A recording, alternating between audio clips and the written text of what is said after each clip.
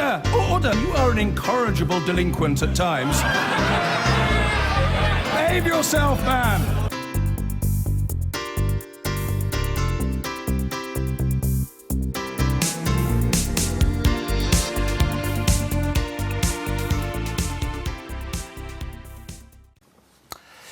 Sunday, the 20th of December, the sports glitterati even will gather at the SSE Arena in Belfast for the BBC Sports Personality of the Year event.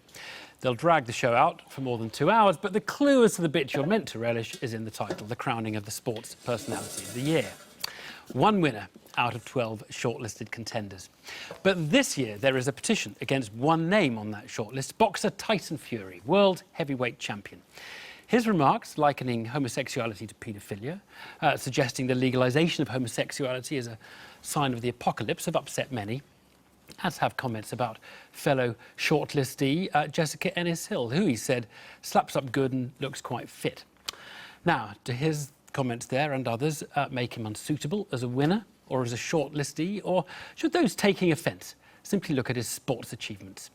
I'm joined by the boxing promoter, Kelly Maloney, and the British Olympian, Jade Johnson. Good evening to you both. Good evening. Kelly, knowing what Tyson Fury has said, when you saw him box Klitschko, did you watch the... I did watch the fight. Who were you rooting for? Obviously, Tyson Fury, because he's British. I have to say, it was one of the dullest heavyweight fights I'd ever watched. But I have to say, his achievement was unbelievable, what he'd done. He went into the lion's den against all odds, and no one picked him to win, including myself. And he came away with the title. Right. So his sporting achievement is unbelievable. But his comments leave a lot to be desired. When I didn't really know much about the comments until this morning people phoned me and such. And at first I thought he should be taken off the list. But the more I've listened to it today, even to Tyson himself speaking, I actually think he should be left on the list and the British public should make that decision. Right. So, I mean, has he ever said anything about transgendered boxing promoters or anything like that? No, but he said a lot of things about Frank Maloney. But people have to remember, this is not the first time. He's actually been up before the Border Control before, and he's been fined for derogatory remarks towards boxers and towards their family and towards women before.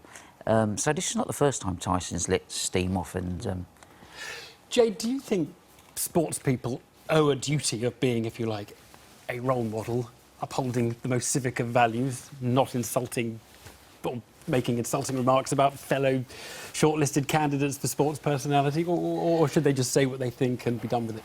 Well, of course it would be nice to think that all sports people should be role models. But at the same time, I think that's kind of an unrealistic expectation to put on people. If you think about it, sports people come from all walks of life. And to me, it's kind of like saying that everyone in society should be a role model and act in a certain way.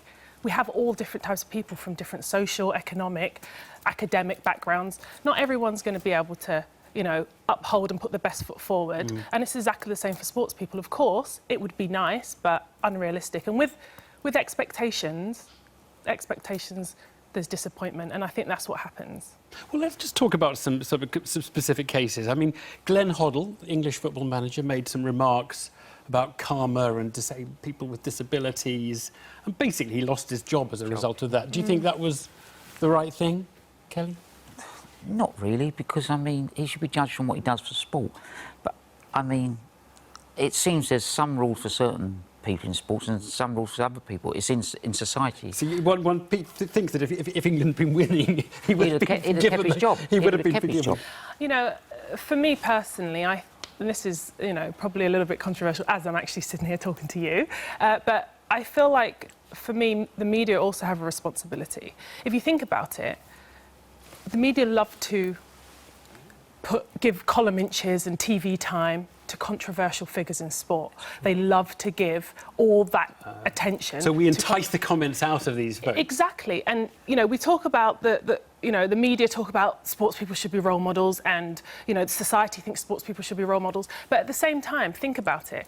If you gave the limelight and you glorified the actual great sports people in society that are doing the great work, being great role models, and stopped giving it to all the controversial, then maybe it would inspire the controversial sports people to maybe be a little bit better in the role model. But, I mean, look, just say he had said something about black athletes.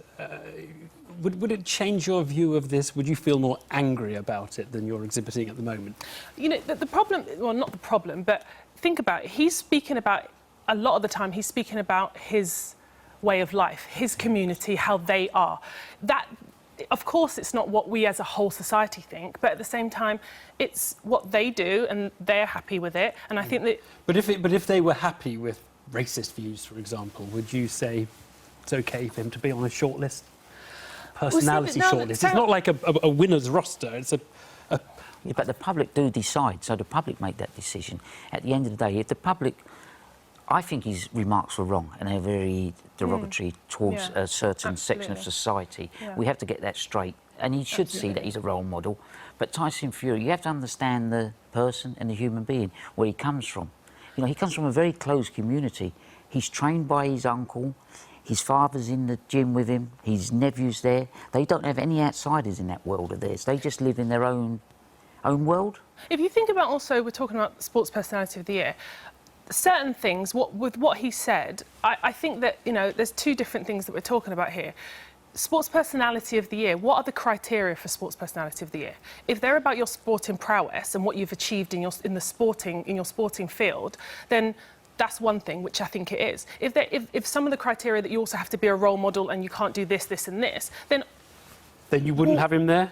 Well, absolutely not, because it's in the rules. But if it's not in the rules right now, and I don't think it is, maybe the BBC needs to change the rules, and if they do, then he can't be in. But right now, I think let him be in and let people not vote or vote. They'll have to be very careful when they interview him. Right. Now, look, just tell me, you think he should be in it?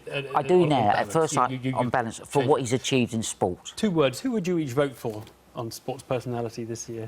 Oh, it's a tough Jessica one. Ennis-Hill, maybe?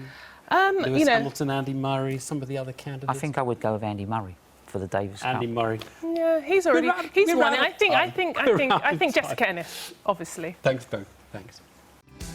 I've been